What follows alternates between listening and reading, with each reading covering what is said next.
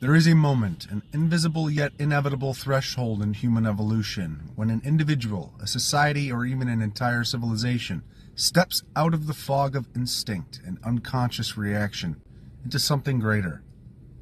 Self-consciousness. This is not mere awareness. It is not simply knowing we exist. It is the terrifying, awe-inspiring, world-shattering realization of who and what we truly are. And when this moment comes, it brings with it a great crisis, a reckoning, a moment in which we must either rise into divine realization or collapse into chaos. This moment is not just personal, it is collective.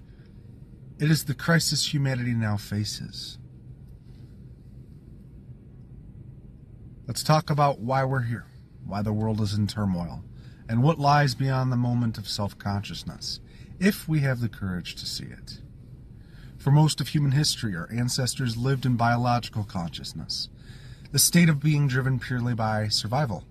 They hunted, they gathered, they fought, they reproduced. Their consciousness was reactive, animalistic, instinctual. Then something happened, a great shift. A moment when man no longer simply existed, he knew he existed. The birth of self-consciousness, the emergence of the thinking mind, the reflective soul, the seeker of meaning. But with this awakening came a terrible burden. The moment we became aware of ourselves, we became aware of our own mortality. For the first time, we saw ourselves separate from nature. We saw time passing. We saw that everything we built would one day crumble. And so from this single moment of awareness, all human suffering was born. The fear of death, the illusion of separation, the desperation for meaning. And yet, this suffering was necessary because without this realization, there would be no growth. Without the crisis, there would be no transformation. Self-consciousness was not just a tragedy, it was a doorway. And what lay beyond it was something even greater. The great mistake of modern man is believing that self-consciousness is the highest state of being. It is not. It is only a bridge, a threshold, a place of testing. And the moment one becomes truly self-aware, there are only two paths forward. The path of fear, to cling to the illusion of separateness, to seek control, to fight against change, to numb oneself with distractions, power, or materialism. Or the path of awakening, to realize that this is the beginning, to break through the illusion of the separate self and return to something greater. Most of humanity stands at this crossroad, and most have chosen fear. Fear has led to material obsession, a desperate attempt to find meaning in what we inevitably lose. Fear has led to wars and division, the belief that we are separate, that we must fight to preserve the self at all costs. Fear has led to blind obedience to systems, choosing comfort over truth, because to look beyond is too overwhelming. This is why the world is in chaos.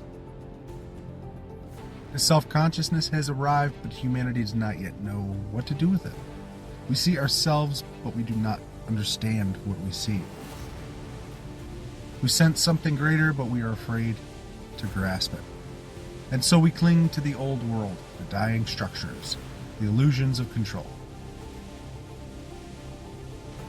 Here's the truth. The old world cannot survive this awakening. It will either transform or it will collapse. And we are witnessing this crisis unfold in real time. Look at the world around you. Thinking about the collective conscious, or cosmic consciousness. This is what the ancient mystery schools, the mystics, the sages, have spoken of for thousands of years. Self-consciousness is the great illusion, the belief that we are separate from the whole. Cosmic consciousness is the great realization, the truth that we never were. This is the hidden purpose, to experience separation so we can understand unity, to face mortality so we can realize we are eternal, to awaken to the truth that we are not just minds, not just bodies, but infinite awareness experiencing itself through form. The world will not awaken all at once. Change does not come to nations, to civilizations, to institutions. It comes to individuals, one by one, soul by soul, light by light. So if you are hearing this, know that the burden does not lie in the hands of governments, rulers, or organizations. This is not their task. It lies in you.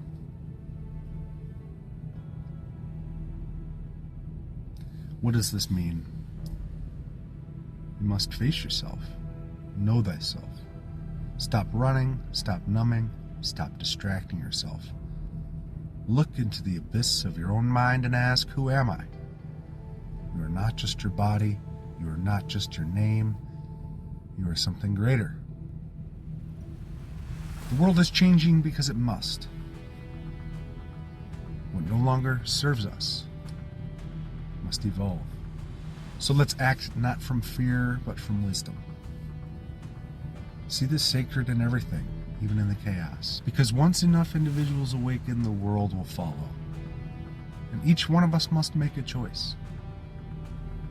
Cling to the old world, to the illusion, to fear, or step through the door into the unknown, into the next stage of human existence. Make no mistake. This choice will determine the future of everything. But the truth is, the choice has already been made.